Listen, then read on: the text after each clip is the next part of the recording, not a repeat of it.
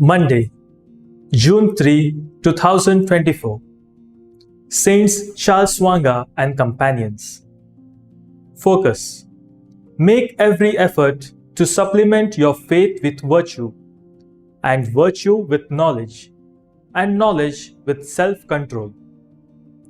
The letter from Saint Peter provides a good yardstick to examine which stage we have reached in our own faith journey. Do we sometimes feel that we have matured in the faith? Are we perhaps ignoring or glossing over our weak areas? The first reading is all about this long journey of faith. Our journey leads us through various life situations which give us opportunities to put to use the graces we receive every day to grow in holiness. It changes us and allows us to gain useful experience. Peter gives us a detailed explanation of how we can grow in holiness, but only if we aspire to improve every aspect of our spiritual life. He tells us that faith by itself is not enough.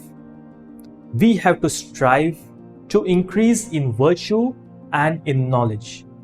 Self-control certainly helps, but we also need to be consistent and motivated in order to achieve greater holiness and to practice the true love that Christ teaches. What better example than Saint Charles Swanga and his companion martyrs?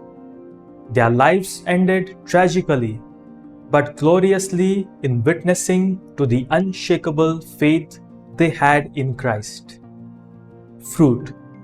I will reflect on my own faith journey and seek the Holy Spirit's guidance to evaluate the state of my soul.